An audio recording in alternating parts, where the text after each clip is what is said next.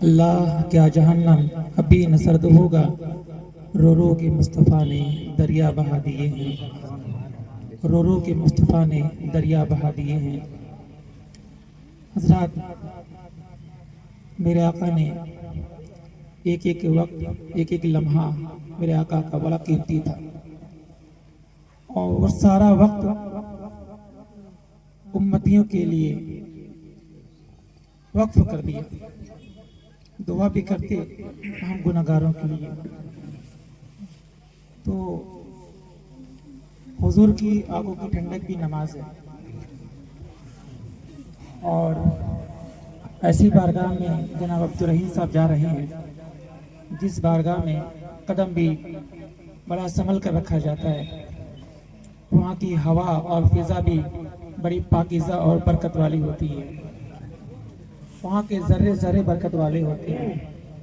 وہاں انسان کو دل اور دماغ سنبھال کر جانا چاہیے، نہ جانے کون سی حرکت سے گستاخی اور بے ادبی ہو جائے۔ میں جانے والوں سے مؤدبانہ گزارش کروں گا، جب بھی آپ جائیں درود کی کثرت کریں اور ہر قدم بڑا سنبھال کر رکھیں، نہ جانے اللہ کون سا قدم آپ کا قبول فرما لے۔ اور یہ جو میں نے جس آیت کریمہ کا تلاوت کرنے کا شرف حاصل کیا ہے، قال لا تخافا اننی معکما اسمع و ارى، اللہ رب العزت ارشاد فرماتا ہے ڈرو نہیں، ہم تمہارے ساتھ ہیں، تمہیں دیکھ بھی رہے ہیں اور تمہیں سن بھی رہے ہیں۔ اللہ ہمارے کتنا قریب ہے، ہماری ہر ایک ادا کو دیکھ بھی رہا ہے اور ایک خطا کو بھی دیکھ رہا ہے، سن بھی رہا ہے اور دیکھ بھی رہا ہے، اور یہ آپ کی اچھی خطاؤں میں آئے گی یہ ادا آپ کی کہ ایک حجاج کرام کو ودا کرنے کے لیے آپ سب یہاں پر حاضر ہوئے، یہ اچھی خطا، یہ اچھائی ہے آپ کی ہے، اللہ رب العزت اسے دیکھ رہا ہے، تو آپ کی برائی کو بھی دیکھ رہا ہے اور آپ کی اچھائی کو بھی دیکھ رہا ہے، کس کے لیے آپ کیا کرتے ہیں وہ بھی دیکھ رہا ہے، کس کے لیے نہیں کرتے وہ بھی دیکھ رہا ہے، کس نیت سے کرتے وہ بھی دیکھ رہا ہے اللہ رب العزت۔ اور آپ لوگ عمرہ کرنے جانے والے کو ودا کرنے آئے، مبارکباد پیش کرنے آئے، اللہ اس ادا کو بھی دیکھ رہا ہے۔ انسان جب ارادہ کر لیتا ہے کہ ہمیں یہ کام کرنا ہے تو اللہ کی طرف سے مدد آتی ہے۔ میں نے کہا نا، اللہ دیکھ بھی رہا ہے اور سن بھی رہا ہے۔ جب انسان نیتی کے ساتھ کسی چیز کا ارادہ کر لیتا ہے تو اللہ کی طرف سے مدد آ جاتی ہے۔ وہ مدد کیسے آئے گی وہ اللہ جانے، اللہ کا رسول جانے، بس آپ کا کام پورا ہوگا اگر اللہ کے رسول کی ذات پر یقین ہے تو اللہ رب العزت مدد کرنے والا ہے۔ اعظم گڑھ کی سرزمین پر ایک بہت غریب شاعر تھا، بہت غریب تھا، یہ کہہ لیں کہ اس کے پاس ایک ٹائم کھائے تو دوسرے ٹائم کھانے کو بھی نہیں تھا، لیکن جب کوئی مدینے جاتا تو اس کے پاس آتا اور کہتا کہ آقا کی بارگاہ میں جب پہنچنا تو وہاں پہنچ کر اس غریب کا حضور کی بارگاہ میں سلام پیش کرنا، اور کہنے کے بعد خوب روتا، گرتا، بے ہوش ہوتا، پھر لوگ سنبھالتے، پھر بے ہوش ہوتا، اسے بہت سنبھالتے لوگ، لیکن عشق بڑا زبردست تھا، اور جانے والوں سے یہ کہتا جا کر میرے آقا کی بارگاہ میں میرا پیغام عریضہ پیش کر دینا کہ حضور ہمیں اپنے در پر بلا لے، میں نے اس رقعے میں کچھ نعت لکھی، نعت و منقبت لکھی ہے، اور میری خواہش ہے، ایک غریب ہے، ایک ٹائم کھائے تو دوسرے ٹائم کھانے کا ٹھکانہ نہیں، اگر ارادہ مضبوط ہو تو اللہ اسباب پیدا کر دیتا ہے۔ تو اس نے کہا، غریب کا، جانے والوں جب بھی کوئی مدینہ جاتا وہ تڑپ جاتا، ہمارا نمبر کب آئے گا، ہمارا نمبر کب آئے گا، ہمارا نمبر کب آئے گا۔ جانے والوں سے یہی کہتا ہے، اے مدینے کے مسافر، جب حضور کی بارگاہ میں پہنچنا اور جا کر عرض کرنا، اعظم گڑھ کی سرزمین پر ایک غریب رہتا ہے، وہ آپ کی بارگاہ میں آنا چاہتا ہے اور آ کر یہ نعت پڑھنا چاہتا ہے، اور نعت پڑھتے پڑھتے اس کی خواہش یہ ہے کہ آپ کا روضہ ہو اور یہیں پر اس کی روح نکل جائے، یہ اس کی خواہش تھی۔ تھا غریب، مدینے جانے والے کے لیے مدینے جانے کے لیے لمبا سفر ہے، پیسے کی درکار ہے اور بہت ساری فارمیلٹیز ہوتی ہے، اسے بھی ادا کرنا پڑتا ہے، اس کے بعد آپ جائیں گے. لیکن عشق کنیکشن بڑا زبردست ہے، بہت زبردست ہے. جب کنیکشن زبردست ہونا، یقین مضبوط ہونا، حوصلے ارادے مضبوط ہونا، تو اللہ راستہ پیدا کر دیتا ہے. تو وہ ہر جانے والے سے جاتا یہی کہتا ہے کہ جا کر سلام پیش کرنا. اور رونے کی انتہا کہ جانے والے سے زیادہ وہ روتا رہتا ہے، کہتا ہے بے ہوش ہوتا، پھر لوگ ہوش میں لاتے پھر بے ہوش ہوتا، یعنی اس کی بری حال ہو جاتی کہ میرا نمبر نہیں آیا، آقا کی بارگاہ میں میری حاضری نہیں ہوئی، آقا نے مجھے نہیں بلایا، کون سی خطا ہو گئی مجھ سے، کون سا جرم ہو گیا، آقا میری دعا قبول نہیں کر رہے ہیں، اپنی بارگاہ میں مجھے اس لائق نہیں سمجھا کہ مجھے اپنی بارگاہ میں بلایا.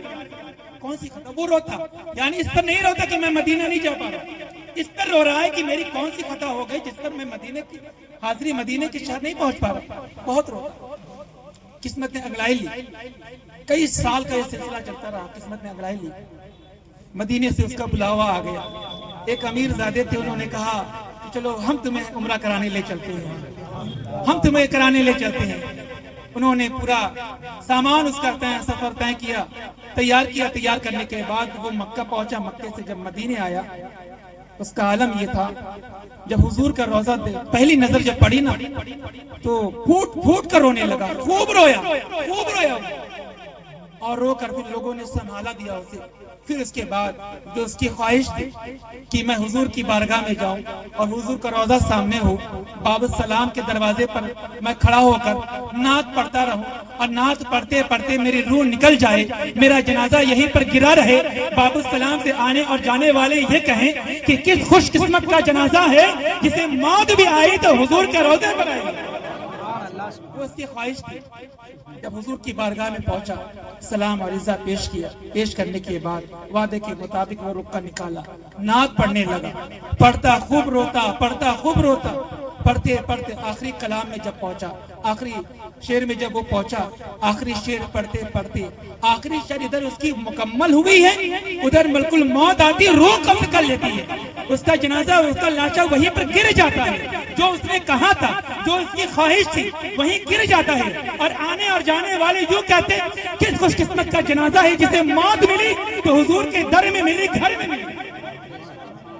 میرے بھائی، ارادے جب مضبوط ہو نا، اللہ مستقبل راستہ پیدا کر دیتا ہے. ارادے جب مضبوط ہو نا، یقین ہو اللہ کی ذات پر، تو پھر بچوں کو سمندر میں بھی ڈال دیا جاتا ہے.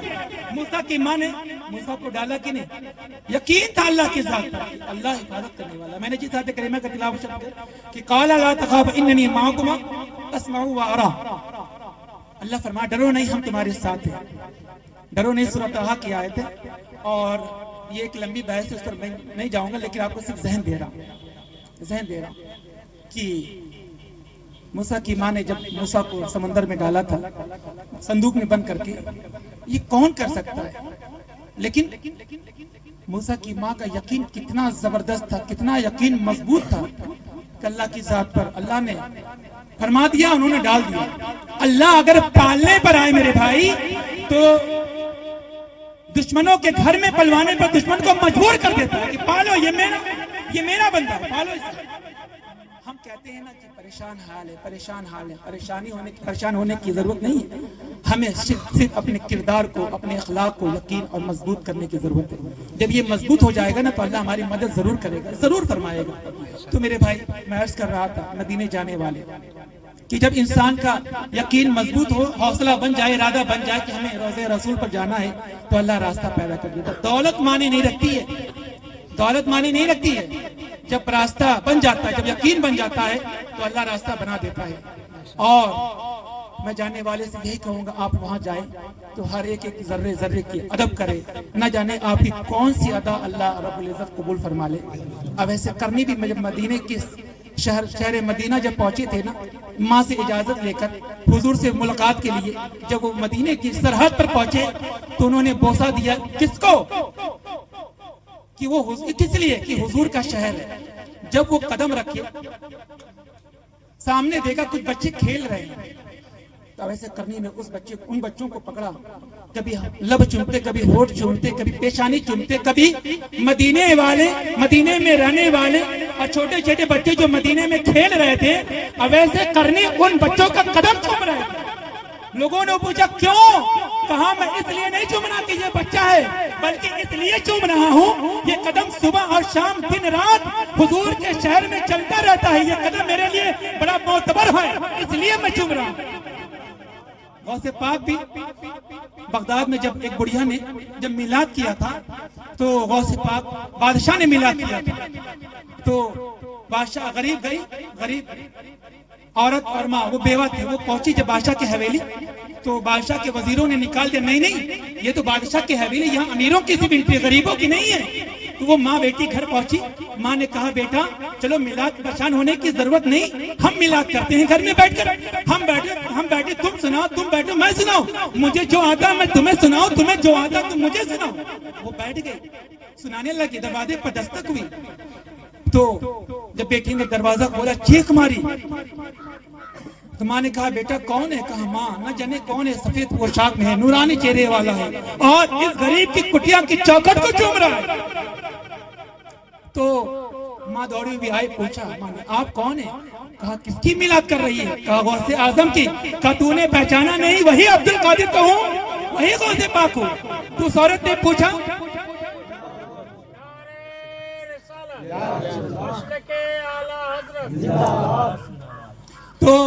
نے پوچھا آپ میرے گھر آئے ٹھیک، لیکن میرے غریب کٹیا کی چوکھٹ کو کیوں چوم رہے ہیں؟ میلاد تو بادشاہ کی حویلی میں ہو رہا ہے نا، یہاں غریب کی کٹیا کیوں چوم رہے ہیں؟ تو غوث پاک نے فرمایا میں تیرے غریب گھر کی اور جھوپڑی کی چوکھٹ کو نہیں چوم رہا، جب تو ماں اور بیٹی گھر میں بیٹھ کر میلاد کر رہی تھی تو ابھی میرے حضور کا گزر ہوا، میرے حضور کا قدم ناز اس چوکھٹ پر لگا، میں تیری چوکھٹ نہیں بلکہ حضور کے قدم کے نشان کو چوم رہا ہوں، نشان کو چوم رہا ہوں۔ تو میرے بھائی اب ایسے کرنی بچے کو چوم رہے تھے، چوم رہے، خوب چوما اور جہاں جاتے ہوا کو دیوار کو چومتے، حجرہ عائشہ میں پہنچے اور ارشاد فرمایا، دروازے پر دستک، مسجد جہاں حضور بیٹھتے تھے وہاں حضور سے ملاقات نہیں ہوئی، جب حجرہ عائشہ میں پہنچے، جب حجرہ عائشہ میں پہنچے دروازے پر دستک دی، اندر سے آواز آئی، کہا کون؟